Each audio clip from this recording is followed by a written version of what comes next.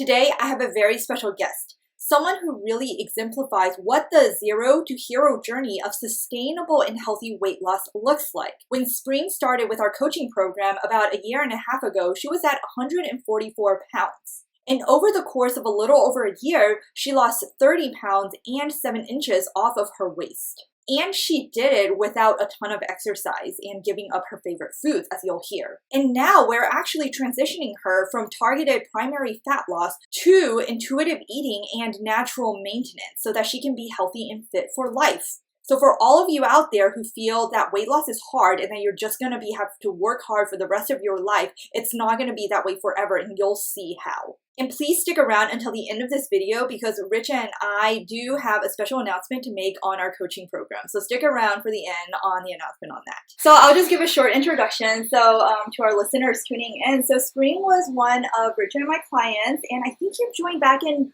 fall of 2018. Yeah, and when you started, you were 144 pounds with 36-inch waist.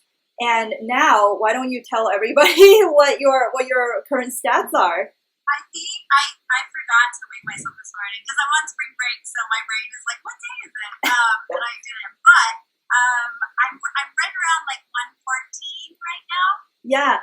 Oh my God, I didn't even, when you first started with us too, you were 144 pounds, and I think we set a goal weight for you. We were like, okay, let's try to shoot for a goal weight, and I think you set 125 pounds back then, and you have went above and beyond that. Well, I think I said that because I didn't think it was going to happen, to be really honest. Really? I had been like trying, I thought I was doing like a really good trying really hard. I was going to like a lot of fitness classes.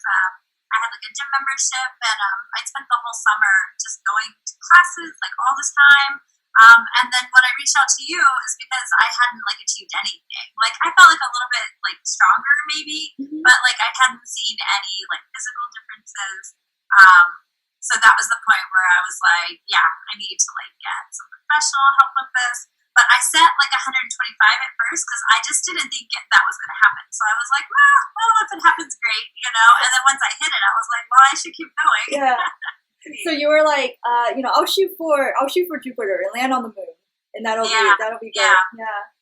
And what motivated? So you were just mentioning that you were like trying all these other stuff. How long were you trying for before you found us? I don't think that like until I started that summer that I really ever tried, I guess. Like I'd always been kind of naturally slim. I'm kind of short, and I've always been kind of petite.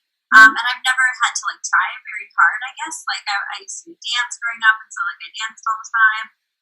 And then I just, I would like go to the gym because I thought like, oh yeah, I should probably go to the gym. That's what like people my age do, right? Yeah. But I wasn't really dedicated like how I was doing it. And I'm vegetarian or pescatarian, so I just thought just by being that I was like healthier with my eating.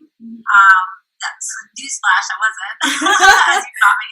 Yeah. So I hadn't really been trying. I just like had never really needed to try to like still be kind of like slim and healthy. I just kind of feel like once I got into my 30s, like everything just started to slow down, and it was such a slow process that like one day I was at the doctor, and they weigh you when you get there, and I was like, oh, I was really surprised by what I saw, and that's when I was like, I think it's time to like start making some changes. So would that say that was your motivation to kind of get in better shape when you just, was it like you saw things creeping up, and then like one day it was just kind of like, okay, this is actually real?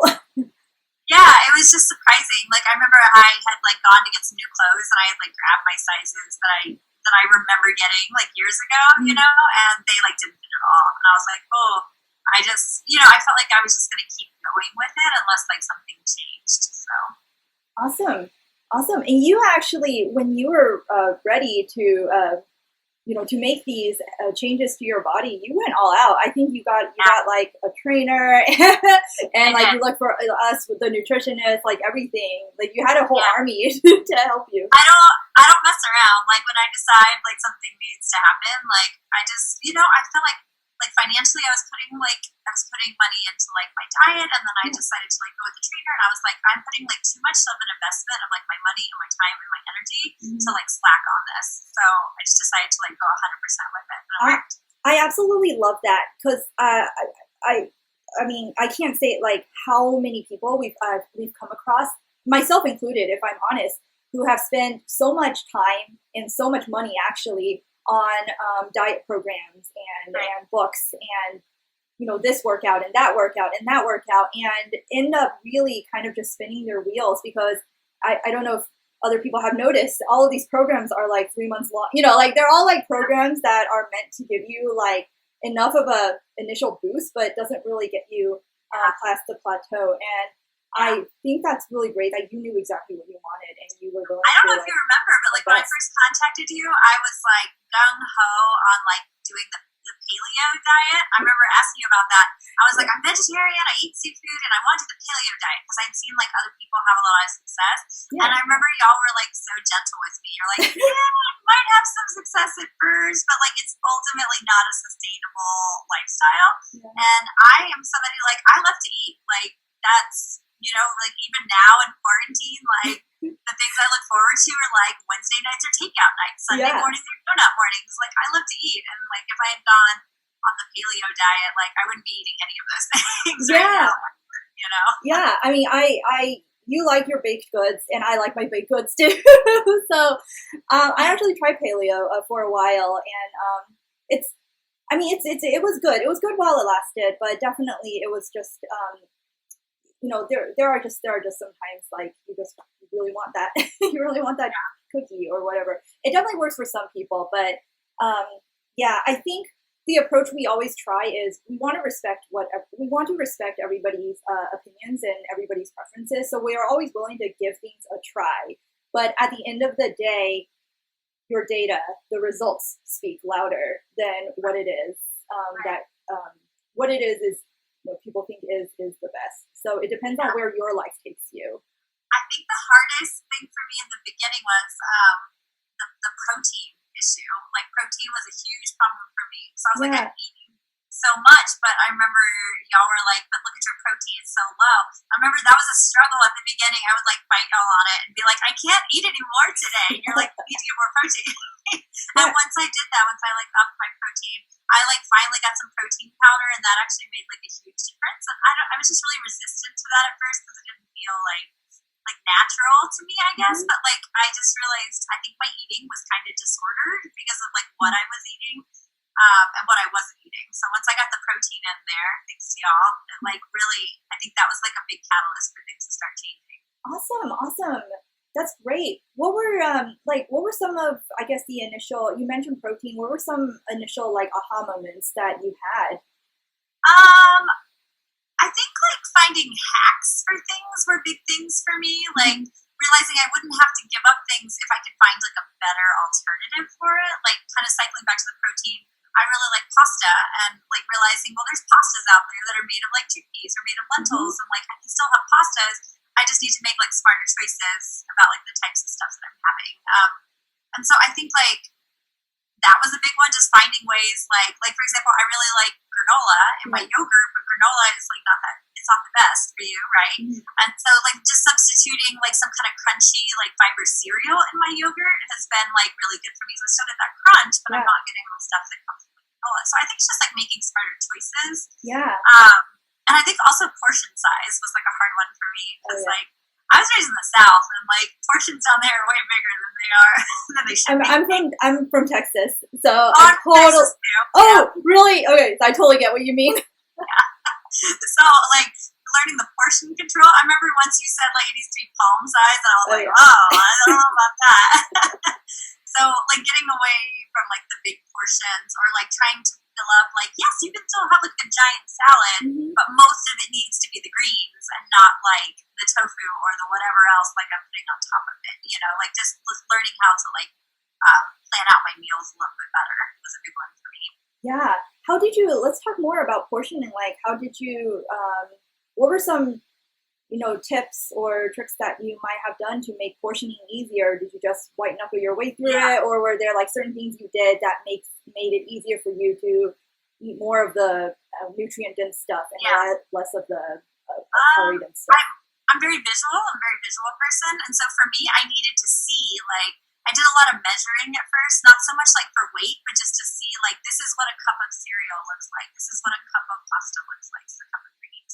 So at first, I had like my cup, you know, like my measuring cup, and I would like measure out everything and be like, whoa, okay, well, I would have thought that this was like a half a cup, but it's actually like a whole cup. So I think just starting to like mentally like put together like what a cup of something actually looks like, and like really looking at the recommended serving size on the back of like food. When that has all the nutrition facts, be like, oh, well, they recommend like 2/3 cup as a serving, and I would measure that out and be like, oh, that looks really different than like what I had been eating. So it's kind of misleading. Like if it says cereal is like 130 calories for 3/4 of a cup, it was interesting to see like how much I was actually eating, and so that makes the calories go up. And that was just something I hadn't been doing. So like measuring. I also was doing like protein shakes for a while. I have like a magic bullet blender, and I started taking like my plastic cups, and I got a Sharpie, and I would measure what a cup of like almond milk looks like on there and write it on there.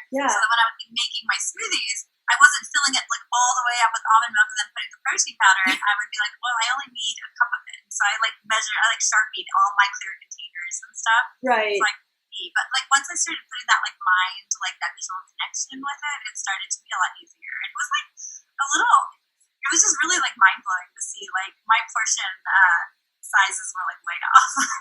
I do not think you were alone in that at all.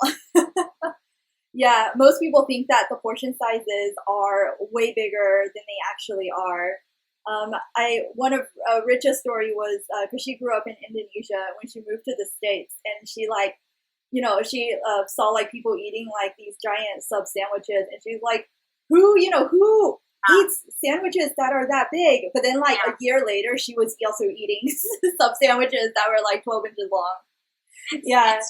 It's really nuts. Like I travel like all over Europe and Asia, and I'm always like, the food sizes are so small compared with ours, and I'm like, it's just America. What a weird place. Did you but what about now? Actually, because actually now you're not even looking at your calories anymore, right? We're kind of hiding them from you now. You're like eating intuitively, but of course we're gonna let you know if you go over it or not. And you on most days you're actually just figuring it out. Like you're actually staying just within your budget, just all on your own. Like what do you think happened there? Like I think I just learned like what. I think I just have kind of like a mental like library now, and like I know which things are gonna put me over and which aren't. It's a little easier in like quarantine now because I'm not awake as much as I am in like real life, and so I'm not eating like a big breakfast and stuff like I usually do. But I think I've just gotten really good at like kind of bargaining with myself. Like for example, like we were having tacos tonight, and I knew that, and so I made like good choices about like what I had for lunch today, and just realizing like not every meal has to be like a culinary event, right? Like sometimes I need to eat something like it can still be good, but it doesn't need to be like this amazing meal. It just needs to be something to get me through so that I can have like my amazing meal later. So like being from Texas, Mexican food is like my biggie, right? That I love. I agree. But it's just so like it's not the healthiest. So like on those days where I know we're gonna have like Mexican food because we make our own at home a lot. We just make allowances for it, you know, like maybe I'll have like a leafier, like a really green heavy salad for lunch so that I can have something later. So I kind of just think of it as like a balance, you know, like maybe my lunch and my breakfast need to be very little so I can have a bigger dinner. And sometimes I have like a really big lunch and then I just have like kind of small snacks for dinner like throughout the day. So it all has to equal up to like this one number, you know? Excellent. I love it. So I will just quickly summarize some of the things that I think you covered. There were like three points that I remember hearing. One tip is to find there's usually some kind of substitutions for the foods that you typically crave. So most carby foods have a high protein alternative, and like instead of pasta, I think you mentioned chickpeas. There's pasta made out of beans and chickpeas. You shop a lot at Trader Joe's, right? I love Trader Joe's. I haven't gone at all since it started. They're hurting me Dude, the lines are insane right now at Trader Joe's. I actually went there earlier, and the line was so long. People were coming out handing you water, like at your wait. Like, we haven't gone to the store at all in a month. We've done like a couple of Instacarts, and I just can't bring myself to like go to Trader Joe's. Yeah. It's so sad. Yeah. So I brought up Trader Joe's because for all of our listeners, Trader Joe's has amazing high protein pastas, high protein flatbreads, a lot. They have high protein pancake mix, also high fiber cereal. Also, so protein and cereal generally are some of the best things that you can get into your diet because it satiates you and that offsets the craving part. So that was one thing you said, and then the other thing I believe is learning to portion food. And what I really like about what you said is that you would do things like take a cup and then like just mark on it how much a cup was, and and I just want to tell all of our anxious listeners out there, you don't have to do this for life, right? Spring, I think you did it for a while, but then after a certain point, you kind of know now what a cup is after you've done it enough times. Out very often anymore. Yeah. So putting that work up front to just really understand what a portion is, because I guarantee you, if you've never done this before, you are overestimating. Yeah, you totally are. Yeah. I guarantee it. Yeah. And the third point, I forgot. Oh, the third point is you use the word bargaining. So I kind of like that. You're making trade-offs in your day, and not every meal, as you said, has to be a big event. Yeah, you can have a big event a day if you want, but that means that you have to make trade-offs on the rest of your meals, and that is okay. If you found this helpful and you want to listen to more, we have the full 50-minute long episode on our podcast. Just look for Coach Viva podcast on iTunes or wherever you listen to podcasts, and I've also included links to get them in the description below. And I'm happy to announce that we have opened up some spots for the next session of our Badass Body Boss program. So if you're interested in working with Richa and if you're interested in a free one-on-one consultation to see if we're a good fit for each other, please click the link in the description below. This is not just to have a chat. If you book a call, please come with a serious body goal in mind. And if you found this video helpful and you'd like to learn more, check out these 2 videos for more tips and advice on how to lose weight and gain muscle sustainably. Until next time.